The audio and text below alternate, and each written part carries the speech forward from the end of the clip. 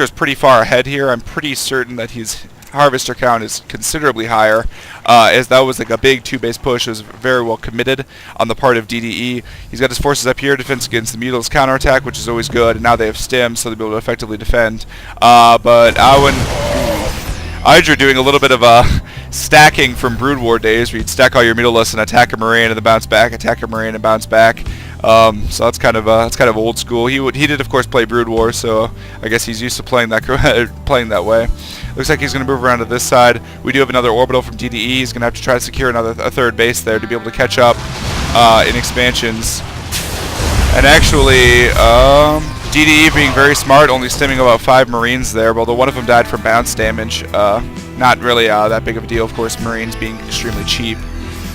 EGIdra already having his 4th up, definitely way ahead in terms of economy, way ahead in terms of harvesters, and actually split probably isn't quite correct. I don't think he has enough forces over there, but maybe I'm wrong. And of course, EGIdra, another good thing that he's really good at is creep spread. He's already got creep spread to this half of the map, and it's working on its way down this way. Very good job keeping that going. It's very difficult. He's also getting up to hive tech right away, which tells me he's going to go for Broodlords. He knows he has air dominance, which means he can use Mutalists to pick off any Vikings that the Terran player happens to build, and then the Broodlords will make the tanks either unsiege or just deal tons and tons of damage. That was an unnecessary stim. It's going to drain a little bit of unnecessary energy from the medevacs, but not going to matter too much in the long run. How many Mutalists is that? 24 Mutalists. Very impressive. Oh, and we do see a Thor now, so that might... Oh, yeah, that's a lot of damage dealt to those Mutalists there. And I got 2 volleys off, actually, so that'll pacify EGIdra at least temporarily. We do see 6 Infestors coming. I don't think did he get Infestor Energy? He did get Infestor Energy. EGIdra loves to time Infestor Energy so that you start it, and then while it's still researching, but before it takes the 50 seconds that Infestor takes to build, you finish it up. Look at those 4 turrets to make sure he's safe against the huge number of Mutalists. If I had to guess, though, the Mutalists are going to come in and pop it while it's building. Yep, going to be able to do that, although the Thors are going to deal a little bit of damage. Oh, he's actually just going to Magic Box the Thors and able to take 1 out at the cost of a decent amount of Mutalists, however. I believe EGIdra came out behind on that, especially since he was only able to take out 1 Thor. In fact, he definitely came out behind on that. If you lose... I mean, a Mutalisk is basically, like, a Thor is the cost of, like, 2.5 Mutalisks. That's nothing, you know? Like...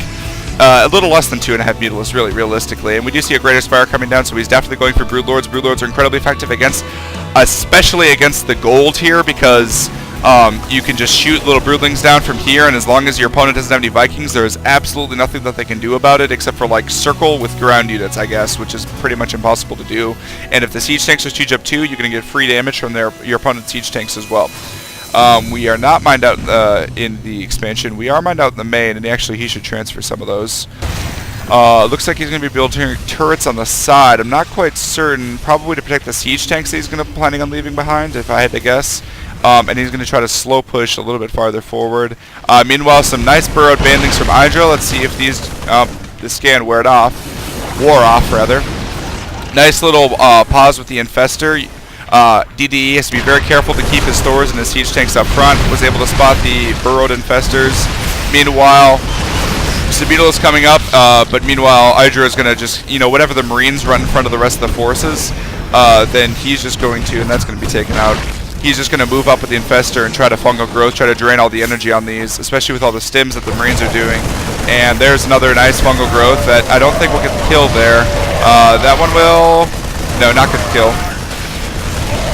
The siege tanks are actually a little too far back to be helpful. Nice to able to get another one off, however, the Thor is still available there. And actually, EGIdra should probably be getting the mind control upgrade, Neuroparasite,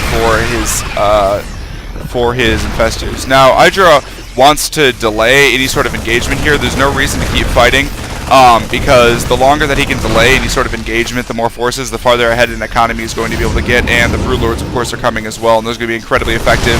And so EGIdra's probably not going to fight until after that. He's got all of his units on hold position. You see the Mutalists there just taking the rockets like a man. And we do see that the Broodlords have in fact popped and are starting to fire at the Thors. The Thors can fire at them, but since the Thors fire 4 rockets, and each one is reduced by an armor, nice little drop counterattack there. That Thors don't deal very much damage to Broodlords, and also if you have any Queens down here, they can take those out. Oh, we wanted to fire one more shot there. That's not going to matter. The only defense that Terran have is Vikings, and certainly Marines, but looks like this Zergling counterattack is going to be way too effective. Great timing from EGIdra, way to get the huge numbers of Zerglings up. Able to deal a lot of damage there. The Baneling, well, the siege tanks are unsieged, and then the Baneling's about to run into the group of Marines, and the siege tanks, were the siege tanks trying to siege, and then he accidentally unsieged them as well? I'm not sure if that's what spawned the good game, but it was going to be a good game anyway. EGIdra was going to clean up this army, and then clean up this expansion, and then DDE was only mining from, like, what, half of a base that was almost mined out, and he just had no way of coming back from this game. And so EGIdra just won this game. Very nice macro-oriented style.